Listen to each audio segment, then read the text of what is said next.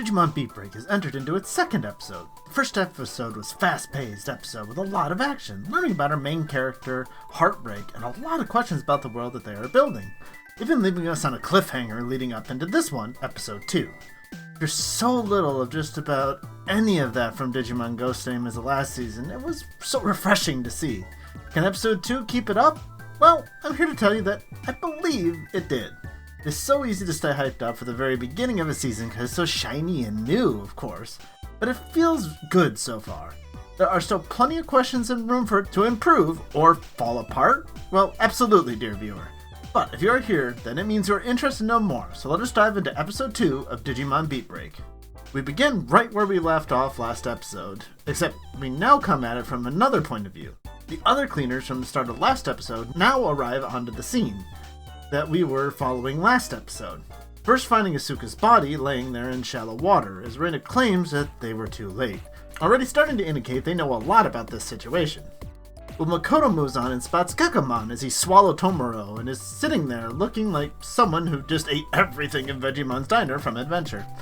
Makoto claims that Gekamon is an unknown Digimon, so he is not just new to us, but also the characters within the world.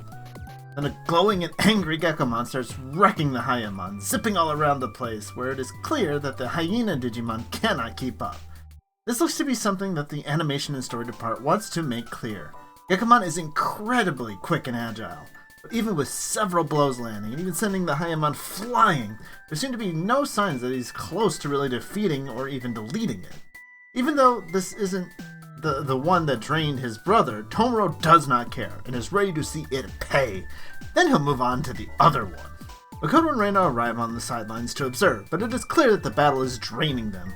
Makoto even mentions that he can't last like this. This is nice. It does show the power of the bond is a real thing, but there are downsides to using it so much and can make for great story moments of choosing when to possibly push it in the future, or go too far and lose a pair in mid-fight from overexertion. As the pair wears down, the other Hyamon returns and takes the opportunity to pounce onto Tomoro. The others make their presence known to stop it from draining Tomoro as they ask which one drained Asuka's E-Pulse. The one who did it claims to care so little about humans it doesn't learn the name of its food. The other one takes pleasure in knowing their name, like its latest meal, Itome. As if Tomoro needed any more reason to hate these things. We see in a vague flashback Hitomi on what looks like to be a balcony as she freezes. Her Sapotama falls to the ground along with her, and a Hyamon leaps away as someone who is most likely her mother is concerned. It appears she was tracked down because she had a delicious scent, but herself wasn't very filling. They say that Tomoro is the source of that scrumptious scent. As it goes in to bite, Wolvermon blasts forth to stop it, so it promises they will regret that. The one who ate Asuka's E-Pulse begins to flow from its chest, where its Sapotama seems to be hidden, and the cleaners worry it is digivolving. But before it can do anything, its chest begins to glow red as a hand bursts from its chest, ripping free the Sapotama. It is a mysterious Digimon whose face is half hidden in the darkness. Now, if you are new to Digimon or not a total digital nerd, you may have no idea who this is. With mostly just an appearance in the Boy Hunters Who Travel Through Time anime and the Pendulum Color, that most might not know that this is most likely Gokumon. Though even the cleaners say his information is unavailable and unknown. The Wolvermon can sense its presence and deduce that it is an ultimate or even higher. Gokumon is typically an ultimate. The chest bursting does not go well for the Hyamon, as its data is pulled into the Sapotama and causes an explosion. The Sapotama seems unharmed by this. Gekamon still wants to protect and tries to attack the mysterious figure, though Kyo arrives in order to stop him from getting hurt. The mystery Digimon knows Kyo's name, but does not offer its own. When asked to give the Sapotama, it refuses. When asked to summon its master, it says no. So, Murasamemon attacks from behind, which it seemed ready for. For one brief place where they crack the surrounding ground, the mystery Digimon taps the staff on the floor where it resonates, and opens a rift into the digital world? Field? Realm? I'm gonna have to come up with some name for it soon if they don't give us one. Kyo tells Murasamemon to not pursue, as protecting his brother is their priority, as Tomoro passed out during the fight. While passed out, we get another quick dream of what appears to be Tomoro's birthday, with what appears to be Mom, Dad, and a younger Asuka, clearly seeming to show that Tomoro has a close bond with his family, though we'll hear a little more about that shortly. He wakes up in the Glowing Dawn hideout, surrounded by Gekomon and the other 3 rookie Digimon. He's too spent to really freak out, as Reina and Makoto are there to talk to him.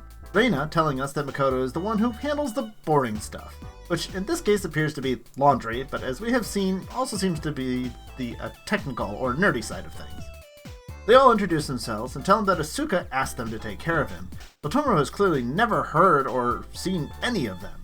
They begin to explain to Tomura the new world that he has entered into, with Digimon being born from Sapotama and them, the cleaners, having to deal with the messes that Digimon make happen. Though as we'll learn soon, this explanation really isn't enough for what he's about to face. Kyo is the chef who prepares dinner for all of them, and Gekomon seems eager to chow down. It's clear that this surprises both the other humans and Digimon. Like, Digimon do not normally eat human food, which is very different if that's how it works in the season. Likely meaning that they survive solely on this E-Pulse. Unless there is some other Digimon food that we have yet to see? We might get some Diginoa like from Cross Wars, but doesn't seem likely. While everyone else is happy to eat, Tomura is understandably upset. How could they happily eat after his brother died last night? After a moment's pause, Kyo informs him that his brother's not actually dead, and asks if he would like to go see him. Of course, Tomura agrees. This is something that Beatbreak has done very well so far, is to make Tomura a real person. This is a lot happening to him all at once, and is too much for him to take, which we'll see all the more in a moment. Here's where the episode cuts to commercial. Since I'm not cool enough to have a sponsor section here, this is a quick hello, my name is Rordrik, and I cover all things Digimon. If you don't want Gekomon to eat all my food and leave me starving, why don't you like this video and make sure that you are subscribed so you don't miss any more Digimon news and all those other things I'm supposed to say as a good YouTuber here. You know the drill. Thank you. They go to the World Union Hospital that looks completely modern and pristine, once again showing the huge difference between this area and where the Golden Dawn are stationed, showing this world was a great divide for any number of reasons. The hospital has a special ward just for cold heart victims. Kyo explains that he and Asuka are old friends, but nothing more than that. There's certainly some mystery there that makes me think there's more to Kyo than first meets the eyes. Is he going to secretly being a villain? Is he doing more on the side that we know? No. Is he some sort of double agent? Only time will tell us. He goes on to say that Asuka, out of the blue last night, told him to keep an eye on Tomura. He also makes the comment that they live apart from their parents. So it could be that their parents are still alive. Tomo doesn't trust him enough or feel in the mood to elaborate on this statement, however. Though he does find it surprising that they managed to keep Digimon a secret for so long. Apparently the World Union has done a good job of keeping the inconvenient truth hidden. They soon reach Asuka's room. Despite Tomura's best efforts, his brother stays there motionless and unresponsive in a sitting up position. This is totally different from the Eden Syndrome in Cyber Sleuth, right? It is devastating to see his brother like this, barely anything better than dead. Though Kyo offers him some hope. The Sapotama that the mysterious Digimon took still contains Asuka's E-Pulse. Though they can find it, there is hope that they can restore Asuka. Being a cleaner, they are certain to get a lead on the Digimon sooner or later. Tomura isn't ready to join them in such a new and bizarre adventure, so he leaves. He returns back to his home, where he stares at the picture of his family, lost as to what he is supposed to be doing. But before long, Gekomon comes crawling back through his window, not smashing through it this time. As he says, he can kind of tell where he would be. Is that just figuring out he'd go home? The bond they share lets him track him? We just don't know yet. He's still very hungry for some E-Pulse, claiming that the food from before doesn't fill his belly, shoving the Sapotama in his face with his tongue, as he is not ready to just take no for an answer. Tomura still has no interest in working with him, despite Tomura accidentally creating him in the first place. They continue to bicker on as Gekomon seems to expect better after he saved him from the Hyamon, while Tomura just sees him as something that started this messed up part of his new life. Their arguing would have continued, but a mushroom lands between them and explodes, sending spores all over the room. 3 mysterious figures appear on Tomura's porch, introducing themselves as the Kinoko Gang, with their 2 Mushroomon and a Chamblimon. So immediately have a presentation ready for what happens when your Digimon spawns a Sapotama to show Tomura and Gekomon. Now this is very useful information for us as the audience and Tomura to receive. But why is it coming from them? You think anyone from the Golden Dawn might have thought that this is important information for him to know? It's not. They tell him that once the error occurs that spawns a Digimon, the Ministry of Civil Protection will immediately attempt to contact you. If you reply and report it, they will capture your Digimon and give you a replacement, Sapotama, like nothing happened. But if you miss their one and only call, Then you get a bounty placed on you and your Digimon's head. This one appears to be for 500 credits, which Gekomon complains is cheap. To give us an idea of how much 500 credits is, it appears a side salad cost that much in episode 1. If that's what they would consider a good way to earn some cash, there must not be a lot of good options in this world. They attack with even more spores in the room, which has a strong effect on Gekomon, who cannot move. Tomoro doesn't seem happy about it, but he does decide to pick up the lizard as he runs out. Not seeming like anything special about caring for Gekomon, just generally he would feel guilty to leave him behind.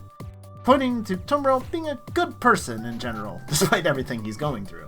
Preventing the chase through the streets and Gekomon convincing him that just running away isn't cool or going to work, Tomoro turns about to give the lizard his E-Pulse. Gekomon is not at all thrilled with the nickname. But with the added E-Pulse, Gekomon eats the egg and grows in strength once again, able to wrap a mushroom on with his tongue and slam it into the other to easily throw them off camera and we'll never see them again. But Championmon as a champion is a bigger problem. Instead of having knockout spores, it grows mushrooms on Gekomon in order to drain his E-Pulse, so that he cannot fight back. One of those mushrooms even grows on Tomoro's hand where the purple E-Pulse square is glowing. Things look bad. Both Chirrupmon and Wolvermon appear on the scene to save the day. Chirrupmon paralyzing the humans and Digimon, while Wolvermon burns the area and the mushrooms, sending Gekomon a little on fire in the process. Randa plucks the mushroom from Tomoro's hand, explaining that they came looking for him because he took so long coming back to the hideout. The Mushroom Gang recognizes them as the Glowing Dawn, who seem to have a well-known reputation. Wolvermon smugly asks them about who wants to burn next, and they'll go running away in terror. They return with Tomoro to the hideout as night falls, finally explaining to him that he is wanted, and the only way to clear his bounty on him is to become a cleaner like them. Would have been nice to explain that before, guys. Gekomon tags along and still complaining about starving, even after getting a dose of Tomoro's E-Pulse in the fight.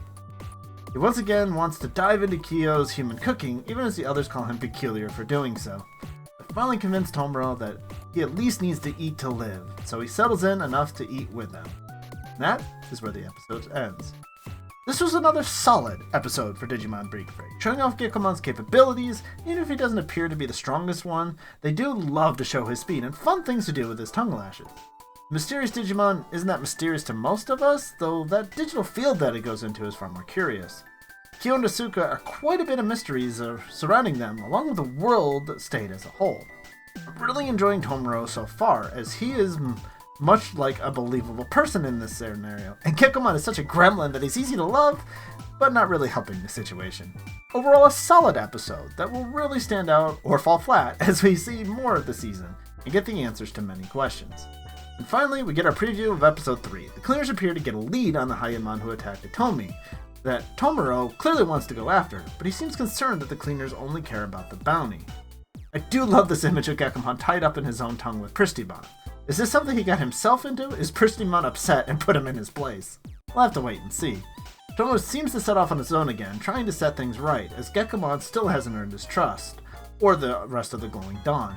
Finally, we see Fangmon, which is likely the champion form of Hyamon, likely stalking down Tomoro, who will need rescuing again. In episode 3, Facing Mirrors. Thank you all for watching. I hope you are as excited to learn more about the world of Digimon Beatbreak as I am. If you're looking for more talk about Beatbreak, here's my review of episode 1. Or if you're looking for more information about how amazing Time Stranger has been received, I got a video talking about how many players are flocking to Digimon. Take care.